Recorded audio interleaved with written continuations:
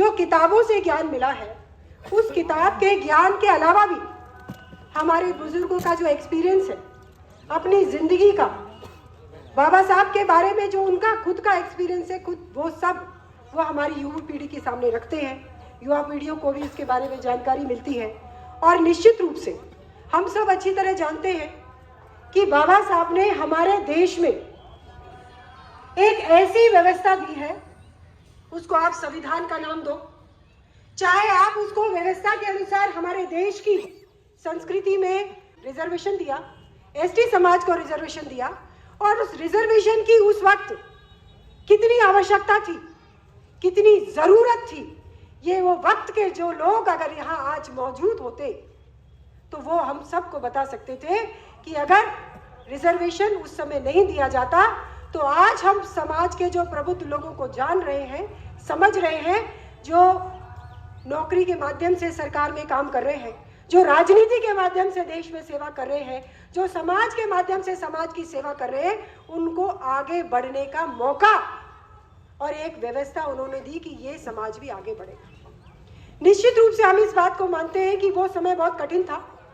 उस कठिन समय में उन्होंने पढ़ाई की और संघर्ष किया, और संघर्ष कर कर कठिन समय में अपने एक स्ट्रक्चर को इतना बड़ा ऊपर अपने आप को एक बना के हम सब के सामने पेश किया है कि आज इस बात में कोई कोताही नहीं बरता है कि लोग उनको ईश्वर के रूप में, महामानव के रूप में देख रहे हैं।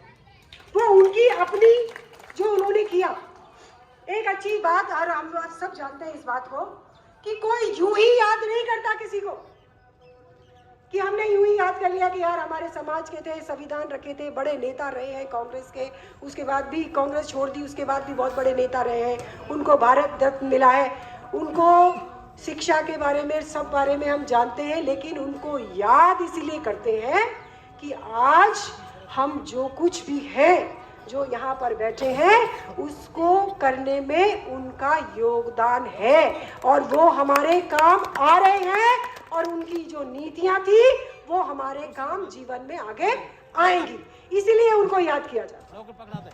अब हम बात तो बहुत सारी कहते हैं कि उन्होंने 14 भाषाएं देखी, उन्होंने इतनी पढ़ाई की, उतनी पढ़ाई करी, लेकिन हम ये भी सोचें कि उनकी पढ़ाई के बारे में समझते तो हैं, लेकिन हमको उतना ही हमको भी पढ़ना चाहिए।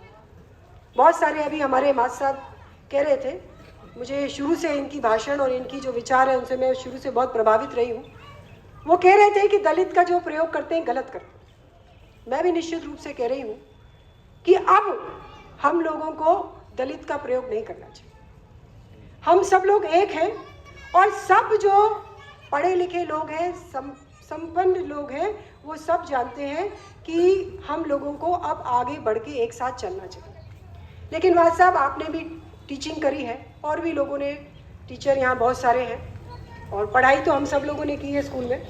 एक टीचर जब पढ़ाता है एक क्लास के अंदर 40 बच्चे, मान लीजिए अमूमन 40 बच्चे एक क्लास में रहे, तो उस क्लास में वो टीचर पढ़ाता है एक तरीके से, ये सामने खड़ा होता है ब्लैक बोर्ड पे, अपने वही शब्द निकालता है, लेकिन पढ़ने के बाद पढ़ाता है जब वो, जो पढ़ता कैसे कि कुछ बच्चे उसकी क्लास के तो 98% नंबर लाते हैं, कुछ बच्चे जो हैं वो 80 लाते हैं, कुछ 60 लाते हैं, और उसी क्लास में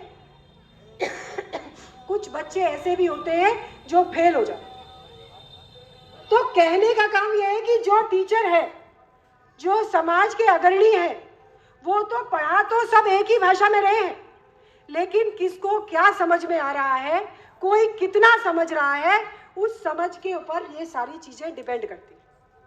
हम आप सब चीजें हम सब लेके साथ चलना चाहते हैं। मैं तो आप सबसे इतना ही कहना चाहती हूँ कि उन्होंने रिजर्वेशन दिया, और उसके बाद जो है 95 के अंदर भी पंचायती राज और जो लोकल बॉडीज़ हैं, नगर पालिका, उन्होंने भी रिजर्वेशन दिया, और देश में पहली बार महिलाओं का रिजर्वेशन दिया। और महिलाओं के रिजर्वेशन देने के लिए इन्होंने रोटेशन बना दिया, हर जाति का, अगर जनरल है तो उसमें भी दिया, एससी है उसमें भी दिया, सब महिलाओं को रिजर्वेशन दिया। अगर वो रिजर्वेशन नहीं देते महिलाओं का, और रिजर्वेशन की बात हमारे देश में नहीं आती, तो बहुत सारे लोग हैं जो राजनीति में आ नहीं सकते। उनमें से मैं आपको कहना चाहती हूँ कि मैं अनीता सिंह राजनीति में नहीं आ पाती अगर 1995 के अंदर पंचायती राज में रिजर्वेशन महिलाओं का नहीं किया जाता। महिलाओं का रिजर्वेशन किया गया तो पढ़ी लिखी महिलाओं को ढूंढा गया, पढ़ी लिखी महिलाओं को टिकट्स दिए गए और वो सारे जो है सारी महिलाओं को रिजर्वेशन दिया, पढ़ी लिखी महिलाओं को। और जो भी महिलाएं ठीक थी, जो राजनीति में आ सकती थी और नहीं भी आ सकती थी, लेकिन महिलाओं को रिजर्वेशन देना शुरू और रिजर्वेशन दिया तो महिलाएं आगे आई। इसीलिए मैं आप सबसे कहना चाहती हूं, अगर कानून में, संविधान के अंदर ये परिपाटी नहीं दी जाती, जो लोग पिछड़े हुए हैं उन पिछड़े लोगों को आगे आने के लिए हम अच्छा माहौल नहीं देते, हम कानून नहीं बनाते, तो वो कानून नहीं बन पाता।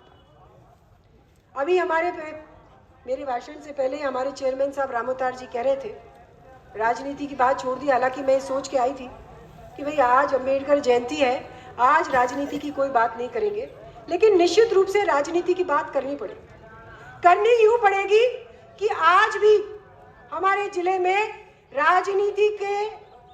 राजनीतिवश या राजनीति को ध्यान में रखकर आप सब लोगों का इस्तेमाल आज भी लोग कर रहे हैं।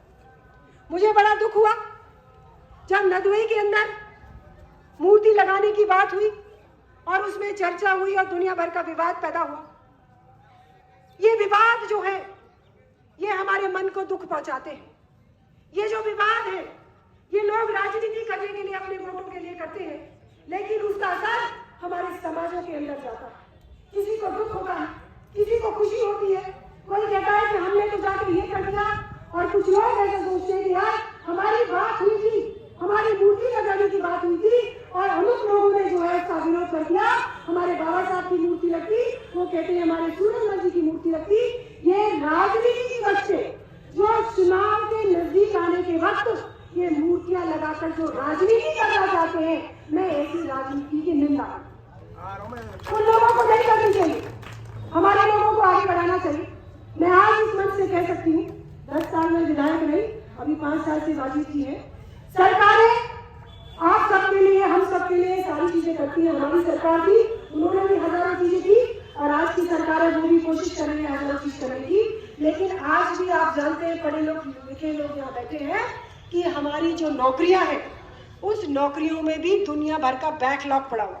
आप जानते हैं, हम बात करते हैं शिक्षा की, हम कहते हैं कि बाबा साहब अम्बेडकर जी ने कहा था कि सबसे पहले शिक्षित बनो। हम सब कहते हैं शिक्षा शिक्षा शिक्षा, लेकिन अगर हम सब शिक्षित हैं तो मैं कहना चाहती हूँ जो एससी रिजर्वेशन की जो नौकरियां हैं उनमें आज भी कितना बैकलॉग पड़ा हुआ। और क्यों बैकलॉग पड़ा हुआ?